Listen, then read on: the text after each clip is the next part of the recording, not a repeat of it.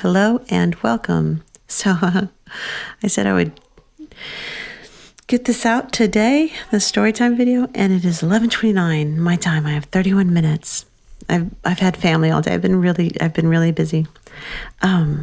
So the first season of Pinnacle Battle starts on Wednesday, and our opponent will be Lilith's demon, Nightbane. So I thought we would spend this video introducing him and talking about his story. Before we get into it, here's the spoiler warning.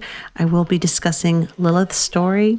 I'm only discussing what's available in game on the global server, but I will be going over most of the story that's out right now.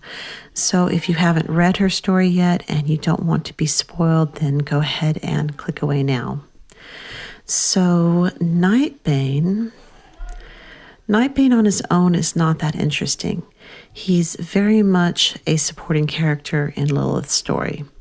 So far, the story has been told from Lilith's point of view or from Nikki's point of view interacting with Lilith.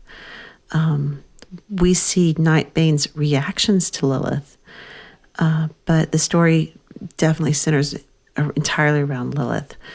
Nightbane becomes interesting as you watch the power dynamic shift between him and Lilith. And to further frame the story before we really get into it, I want to talk about our preconceived notions and expectations of this story as Westerners.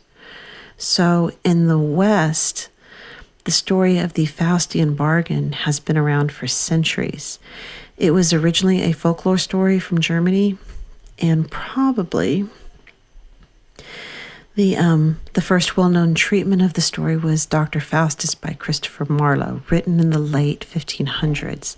That's how long the story has been around in various retellings.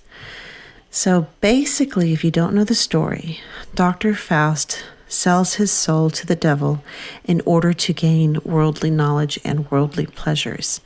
In some versions of the story, he is granted forgiveness by God and goes to heaven. And in other versions of the story, he goes to hell and eternal damnation.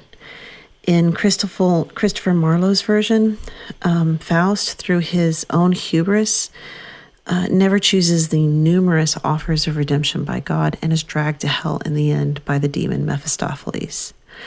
So this is a folklore tale, and all folklore tales are meant to teach us how to live both as individuals and in society. And this particular story is a cautionary tale. The lesson of the story is that your humanity and your grace are more valuable than any material items or worldly pleasures. And to this day, we still have the term Faustian bargain in our lexicon. It means to give up your dignity or your morals or your self-respect or some other intangible human quality in order to gain something physical. And the implication is always that the price was too high, that you bartered away something invaluable, and now a piece of you is missing. So, as Westerners, this is the baggage that we bring to the table as we begin to read the story of Lilith and Nightbane. We already have expectations of where the story is going because we think, oh, it's this story. I know this story. However, this particular story of the Faustian bargain is being crafted by storytellers from the East. And as such, the story goes in unexpected ways, takes unexpected turns. So I'm going to do the very briefest of summaries of Lilith's backstory because I really want to focus on the relationship between Lilith and Nightbane. I'm going to pause for a second and call up the game.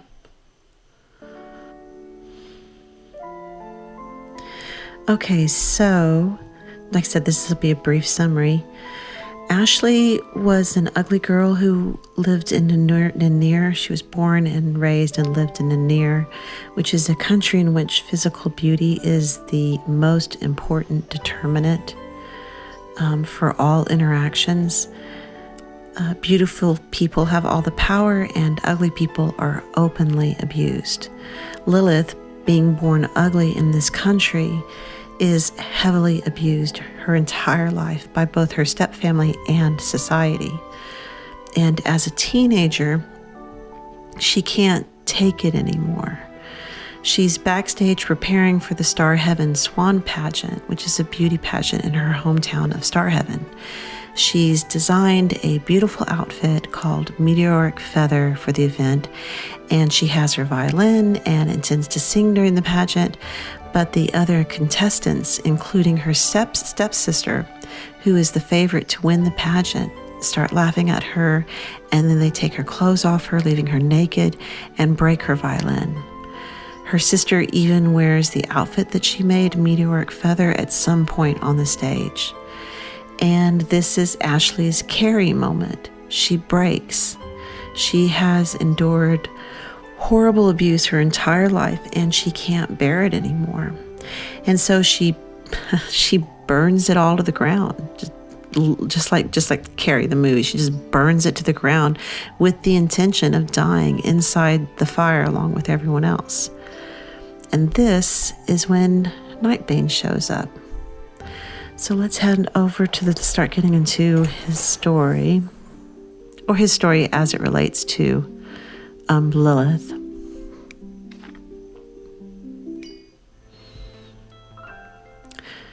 So the endless darkness becomes a humanoid with hungry fangs, and there's Nightbane. And let's go to where we have our Faustian.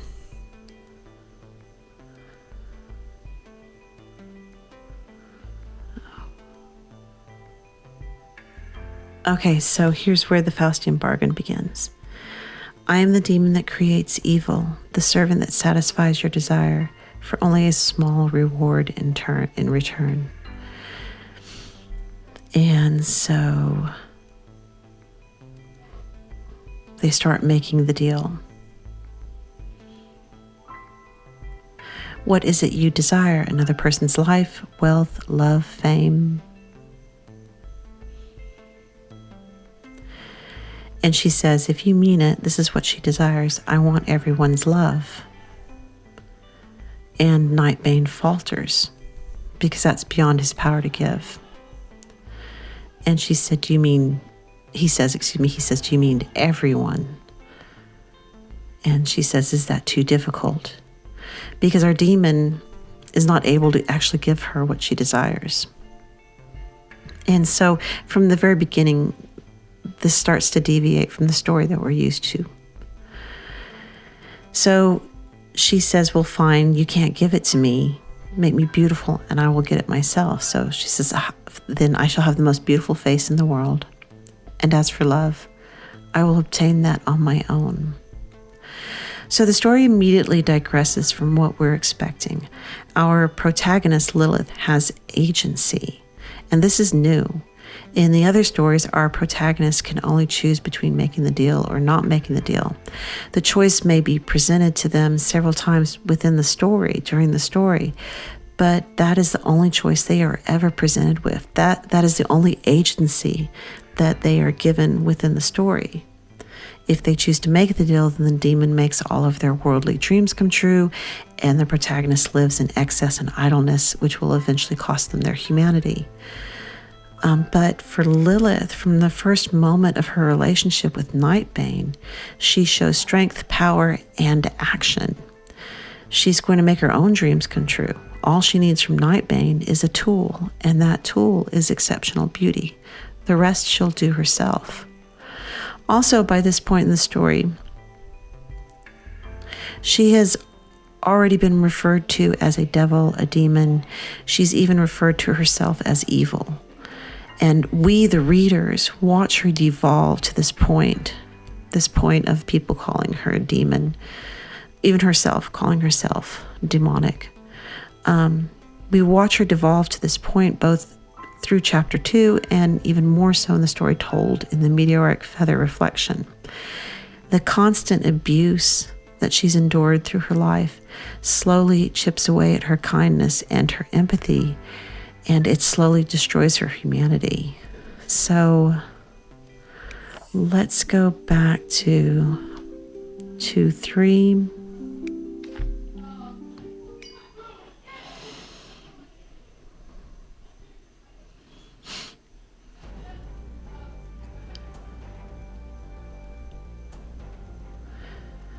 So she's started this fire. Like I said, this is her carry moment. She's burning it all to the ground.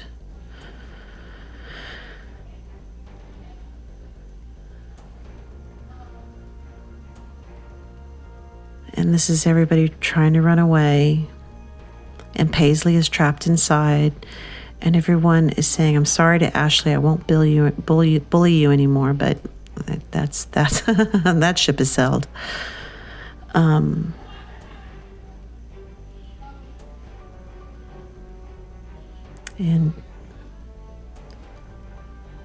let's keep going. Okay, so like I said, we've already watched her. We've been through chapter 2. We have, and the chapter 2, the reflection that drops in chapter 2, meteoric feather. We've read that at this point, and it's all about the abuse that she's endured, and watching her slowly become colder and harder, and like I said, losing her humanity. And this is talking about this further. Here we are in Mind Maze, chapter 2.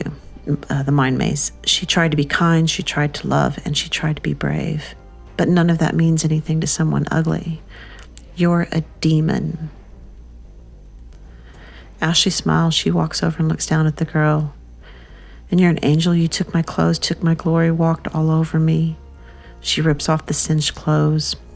This is mine. The song is mine. The applause is mine.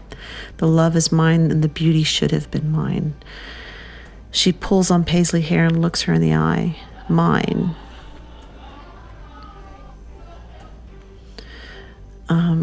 Paisley passes out.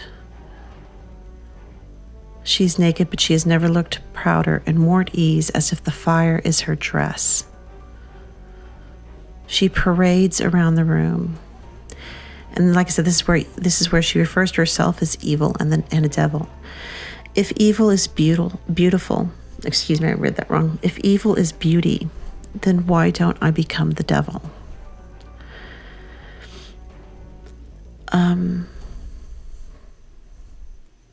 So let me get back out of here. Oh, actually, just press that. So this is all foreshadowing. The writers are telling the readers what's about to happen by people calling her the demon, the devil, or herself calling her evil. This is, like I said, we're dealing with foreshadowing. So let's go back to, that was 2:3. Let's go back to 2:9, where Nightbane is introduced. And so Nightbane's making his bargain with her. And she says, I want the love of everyone. He says, what? And she says, fine, give me transcendent beauty and I will take care of that myself. I will make my own dreams come true.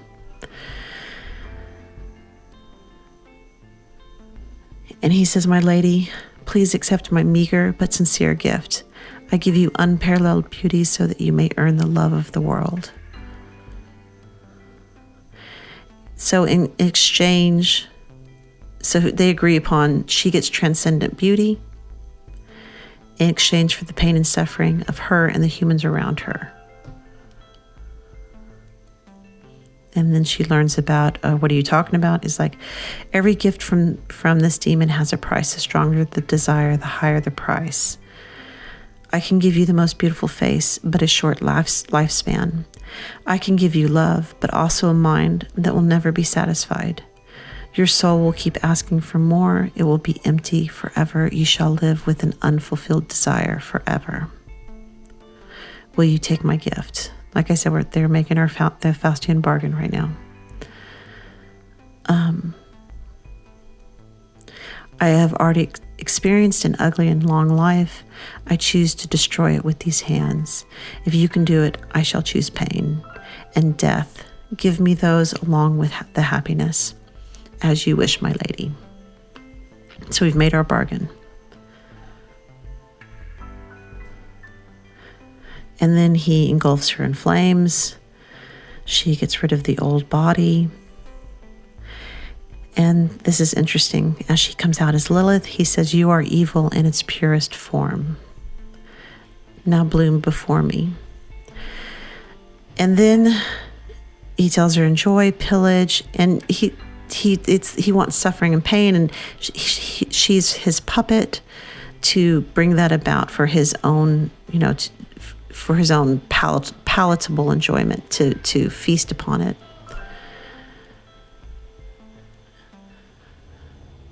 And he says, my dear Ashley, you may start your plundering now. And she says, in the name of desire, I am now Lilith. So even the name she chooses is a demon's name, Lilith. Lilith is a female demon from Jewish folklore. So why is all of this important? Because we're talking about the relationship between Nightbane and Lilith. At this point in their relationship, he has only disdain for her. He's a demon and a predator. She's a human and his prey and his puppet. So the story continues. That's the dynamic right now. That is, and that's also the dynamic that we're used to when we read the story, is that the human is definitely within the power of the demon. So let's go to, where are we heading to? We're going to Telosma's kiss. That's where the story continues. So let's go into the ark. I don't serve the demon. Oh, let's go out of here because I wanted y'all to hear this when I click on it. So by this point in the story, she's become Lilith. She has made her Faustian bargain with the demon Nightbane. To gain beauty, she will have a short lifespan and a soul that will be unsatisfied and empty forever. And the demon will feast on the pain and suffering of her and the human souls around her. So, like I said, here's where the story continues. But when you first click on Telosma's kiss, there's actually a spoiler. So let's turn it up so we can hear what she says. I don't serve the demon. I'm its master. So she said, I don't serve the demon, I'm its master. And it's within this part of the story where the power dynamic between Lilith and Nightbane switches, and our expectations of the story are completely subverted. So let's go into the story. We're going to skip this. She's just won the Star Heaven Swan contest. She's going to go to the Capitol for the Queen's election. We want to get to where she goes back to talk to her demon.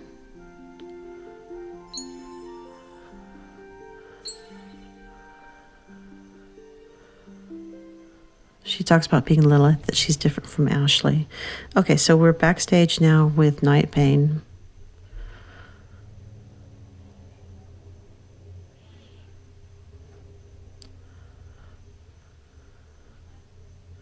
He said, will you be happy? And he already knew the answer, because she'll never be happy. Her soul will always be empty and never be satisfied.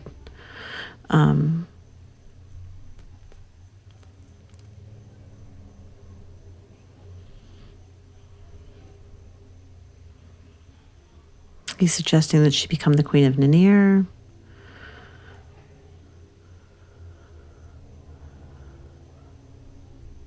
And here's where we see that he has contempt for her and disdain. They've been together for a while. The power dynamic has been already established. He is giving her, he's the one with the power. He's the one with the gifts. And he is the one putting the chess pieces in place in order to bring about suffering. And did we already get to the part where she said, I knew well he was going to manipulate me?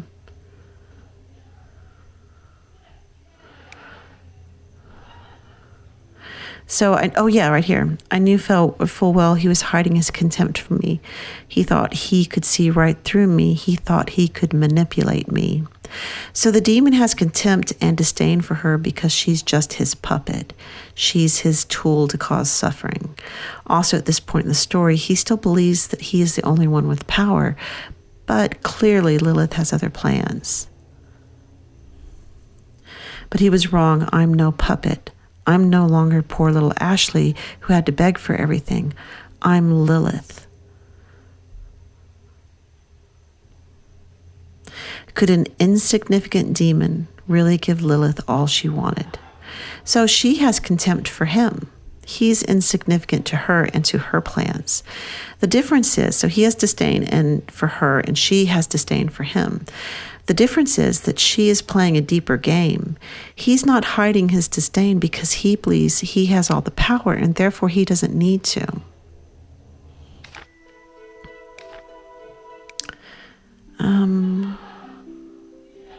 So let's get to, this is, okay, so what's going on here? I'm just going to briefly cover it. So the demons set everything up. Like I said, he's the one putting the pawn pieces in place. So they go to this grand house in the capital. She's going to run for queen. And she has frightened servants, and she's about to meet, see, this is the new life I've prepared for you, my lady. So this is all his doing with his powers. And she has terrified servants.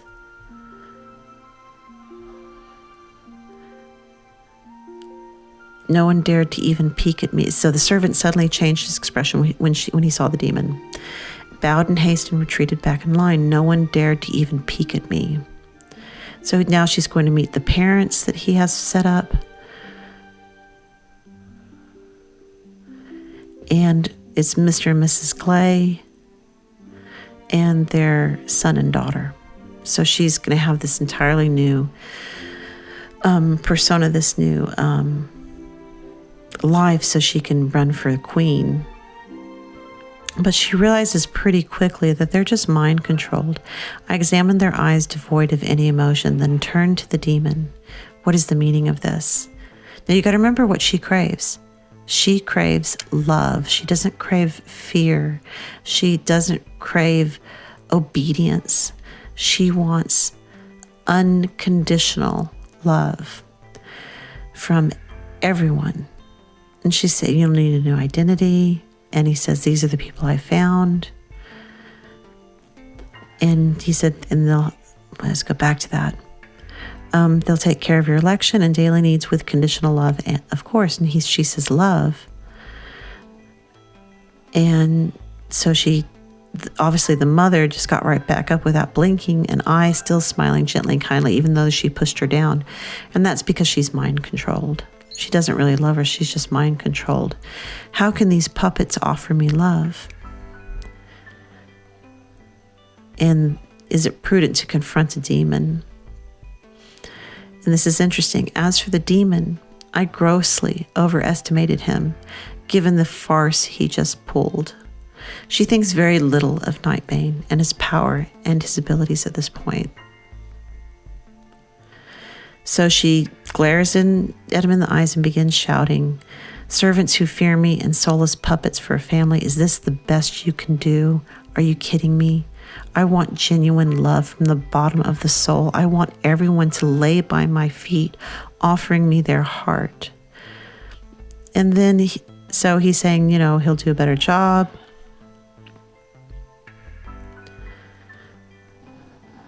And she says, shame you can never give me what I truly want. And so she puts her own plan into place.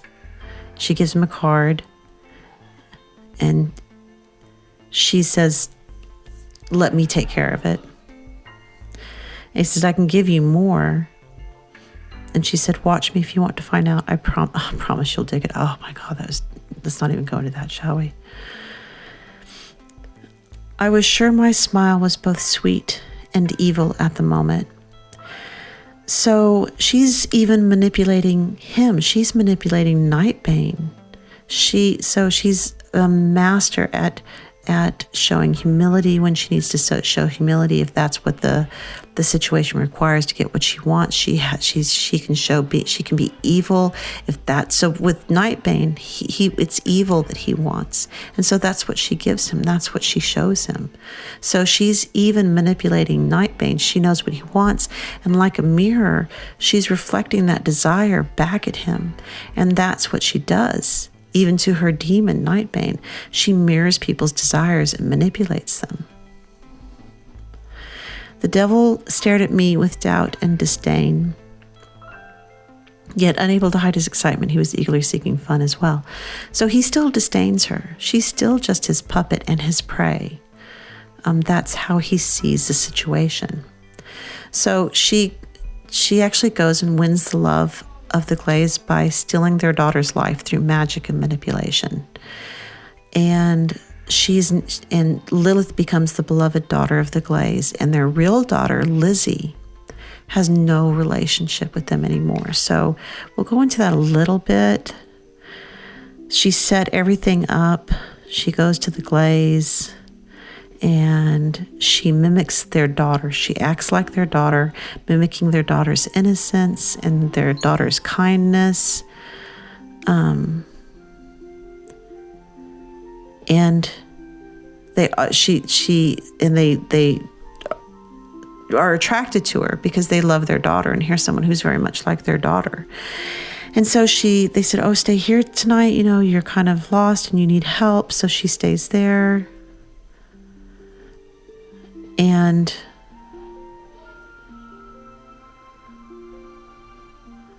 this is the next morning.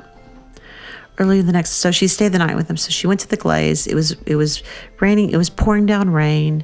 She needed help. They offered her help. They fell in love with her because she so exactly mimicked what they already loved, their daughter Lizzie. And they told her, well, just stay the night. You know, don't go back out in that rain. And so she stayed the night, crawling in bed with Lizzie. And this is the next morning. Mrs. Clay knocked on her door. Time to get up, kids. And I should say Lizzie, not Joey. Mom? She sat up and rubbed her eyes before hazily looking at Mrs. Clay. The kind lady's face went blank for a moment. Then she smiled as she gently stroked Lizzie's hair. Silly girl, I'm not your mother. You're at the Clay house. Lizzie didn't react. I stretched before getting up. Good morning, Mom.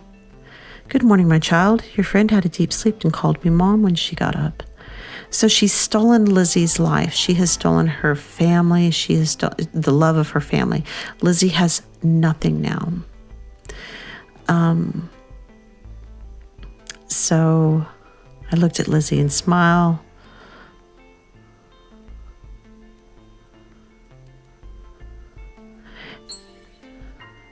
Oops, I meant to show y'all that. Let's go through here. And it's right here.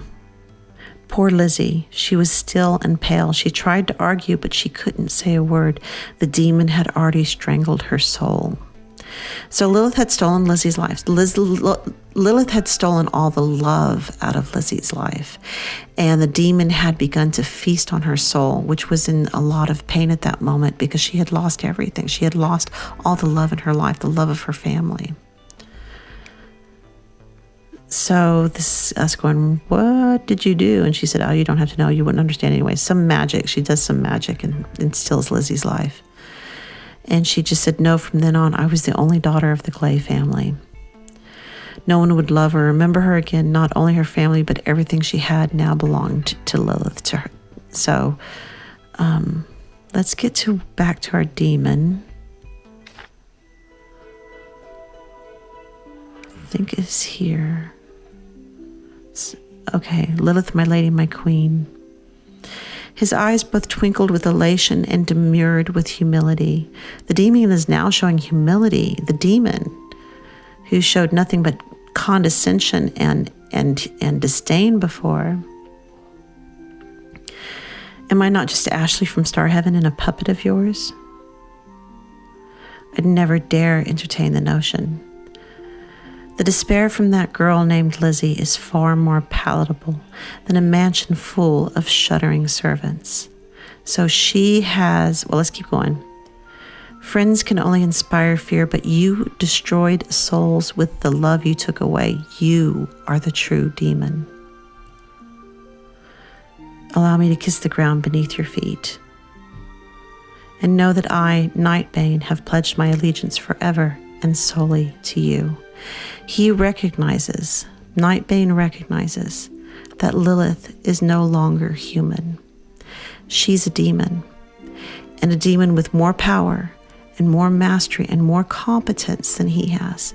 and he becomes subservient. It was the first time I heard his name, Nightbane, so he must be genuine despite all the babbling. I won. I was his puppet no more, but his lord. So she is the master now. I lifted his face in my hand and locked eyes with him. Don't try to satisfy my desires, dear devil. What I want, I'll get myself. As for you, serve me and you shall be rewarded.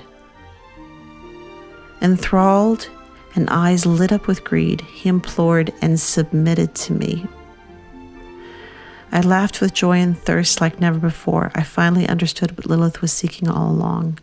I want to be the queen of Nier and is loved by all. Will you love me forever? The looming deacon took my hand and kissed it with reverence. So Nightbane's view of Lilith has transformed from disdain to reverence.